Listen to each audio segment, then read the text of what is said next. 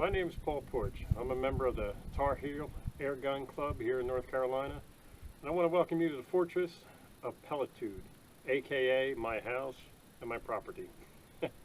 Airgun field target is a great sport that many of you at any age can try.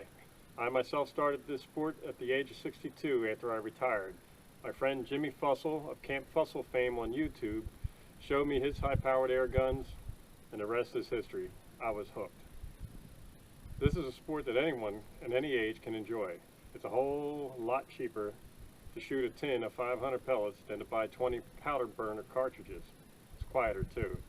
For these introductory videos, I'm just going to give you the basics to get started in the sport. It would be for folks to shoot at hunter class, and which is basically the entry where most people come into it. Well, I'm going to let myself narrate a few minutes while I take another shot. Field target competition is broken down into 4 classes.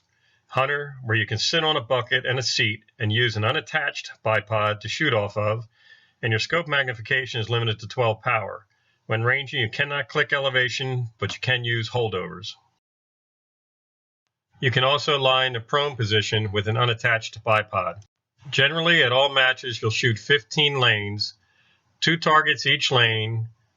You shoot them in order, either near to far or left to right, 2 shots at each target for a total of 60 shots. Your total at the end is the culmination of all your shots minus your misses to bring you close to 60. The second is open class, where you can shoot on a pad on the ground and use a harness, shooting coat, but no other means of support except your arms to shoot. Your scope power is unlimited and you can click the elevation knob. Then there is a world field target class where you position like open class, but you can't use the harness and the power of the gun is less. This is keeping with the world rules shot in other countries. Last is a relatively new class being tried in most clubs called unlimited, where you're unlimited in accessories and positions. You can use any scope power, position, attached bipods, laser, rangefinders, etc. This class is a local club selection for now, not being recognized by the American Air Gun Field Target Association, or AFTA, the ruling body of the sport in the Americas. All these classes are also Springer or brake barrel divided, so all the folks can shoot there in their own class and own gun type. First things first, the gun. You can get into field target with just about any pellet rifle. It must be a soft lead shooting pellet rifle. BB guns are not allowed, as a hard BB can ricochet and hurt bystanders. Also, they usually are not powerful enough to drop the target. So just go ahead and hang that Daisy Red Ryder right back up on the wall where it's been sitting for the past 20 years. Any of the pellet rifles found at Walmart, Dick's Sporting Goods, Kmart, and other stores will be okay to get started. Choose a .177 caliber rifle, but you can shoot with a .22. There is a restriction on the FPE, which is the foot-pounds of energy that the gun produces, but the match director can allow for a fun shoot at a club. I am advocating for a novice class where all guns under a certain price and use of standard rifles will be encouraged. This would allow any store-bought rifle to shoot in this class. I will explain the method of setting your scope up to figure the range of your target. The scopes that you normally see only have a center crosshair. To be competitive in this sport, you need a scope that has mil dots or stadia, which are crosshatches, to determine the distance to the target in order to hit the reactive target in the kill zone and make it fall. Here's an illustration of what I am talking about as you look through the scope. First is a mil dot scope, and the second is a scope with stadia. The scope also must have a parallax adjustment. It is a form of focusing, usually on the front bell of the scope, or a separate knob on the left side of the scope. What this does is allows you to precisely focus the scope to your target at different ranges. Like if you focus at 15 yards on a tree, it will be out of focus when you move to a tree 10 yards further out. You would need to dial in that new tree at the greater distance. When you look to buy one of these scopes, make sure it will focus down to 10 yards. Scopes set up like this are available at different sources, but I like Amazon.com or eBay, as they have a big selection and range from $50 to $1,000 for the higher end scopes. Usually around $100, and you have a good scope that will be clear for your purpose.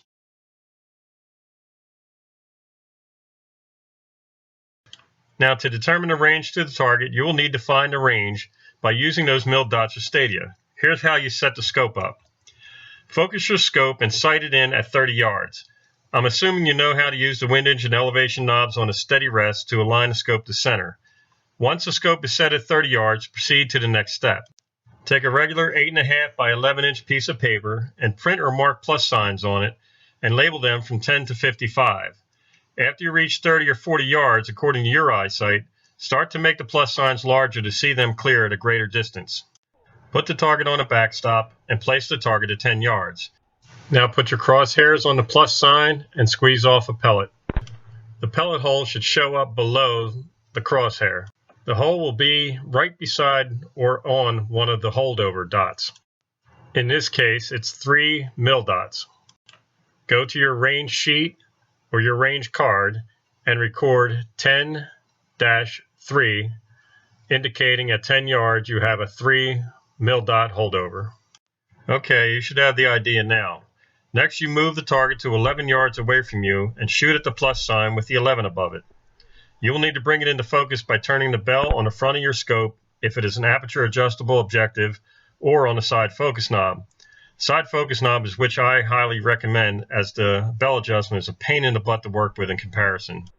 Now look through your scope and see where the hole is on 11 yards.